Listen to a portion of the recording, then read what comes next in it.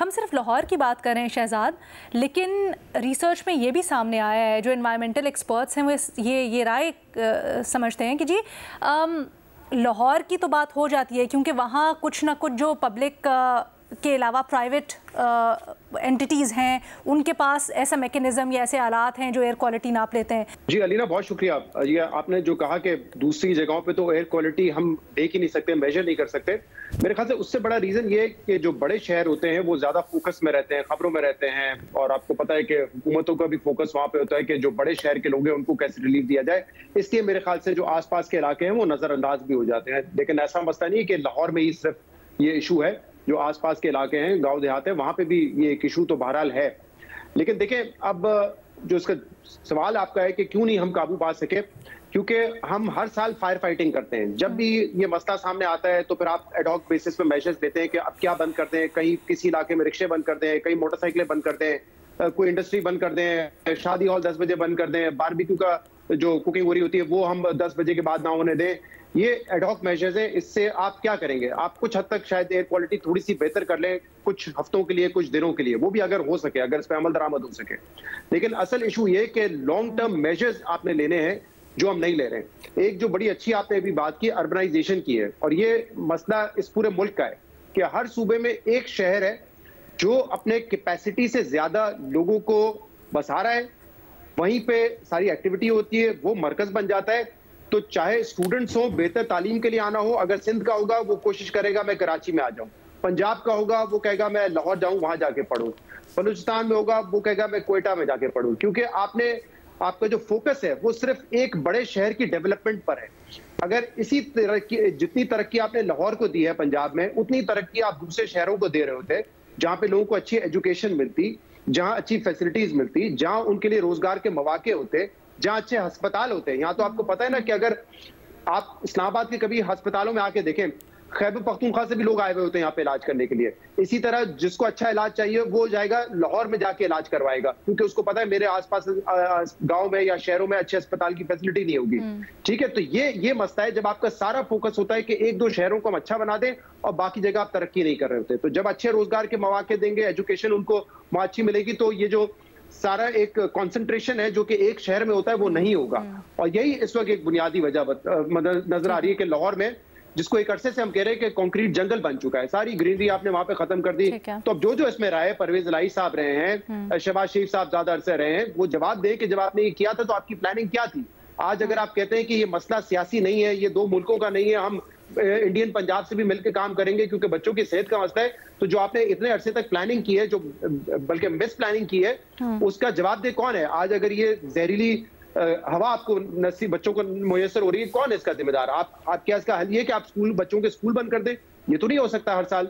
जो मरियम औरंगजेब साहिबा ने खुद इसके नंबर्स बताए हैं, उसमें उन्होंने बताया कि 39% जो है वो ट्रांसपोर्ट की वजह से है, 24% इंडस्ट्री और 15% एनर्जी की वजह से है। तो अब ये ट्रांसपोर्ट अगर बड़े शहरों में पब्लिक ट्रांसपोर्ट ज्यादा हो, मैंने सुना है कोई 40-45 लाख तो मोटरसाइकिलें जो लाहौर में चलती हैं, इस तरह के जब इश्यूज होंगे तो आप कैसे फिर काबू पाएंगे? दूसरा, अब आप कहते हैं कि ट्रांसपोर्ट बंद कर दो, गाड़ी ना चलाएं। इससे बेहतर है कि आपको जो गाड़ी की फिटनेस है वो हर साल चेक करनी चाहिए कि जो गाड़ियां ज्यादा धुआं देती हैं उनको आप बैन करें, जो रिक्शे ज्यादा धुआं देते हैं, जो बसेस देती हैं, फिर उनके ऊपर आप चेक रखें। जैसे हमने दुनिया के कई मुल्कों में देखा है, गाड़ी की फिटनेस से मुताल्लिक अभी महमल भी जिस तरह बात करी थी, अमेरिका में फॉर एग्जांपल बहुत पुरानी गाड़ी आप नहीं रख सकते।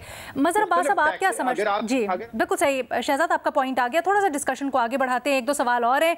मैं चाहूँगी दुनिया से भी जरा हम कंपेरिजन करें कि क्या है क्या नहीं है। मजहर अब्बास साहब, आपकी इसके ऊपर क्या राय है? कहाँ पर आपको लगता है कमी है?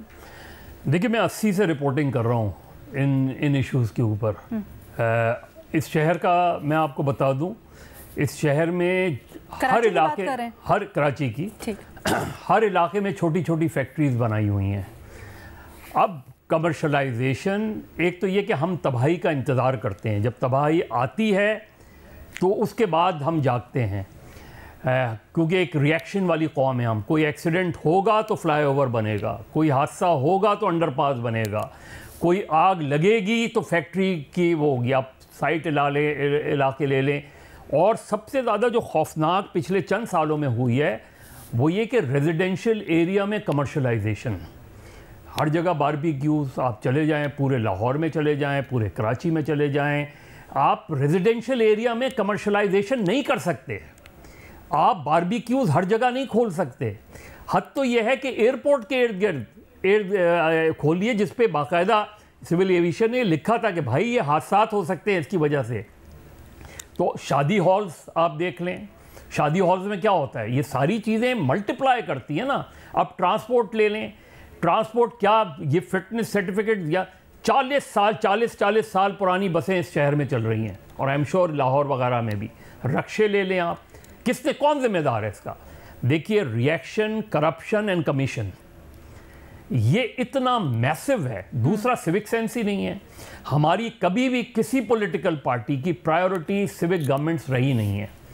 किसी भी गवर्नमेंट की प्रायोरिटीज़ में ये नहीं रहा है कि सिविक गवर्नमेंट्स को एम्पावर किया जाए, अकाउंटेबल किया जाए। आपको पता है आज हम में से हम सब बैठे हुए हैं, कौन है लाहौर का मेयर? हम में से किसी को नहीं पता। फैसलाबाद का मेयर कौन है? लोकल बॉडीज इलेक्शंस कितने सालों में होते हैं हमारे यहाँ?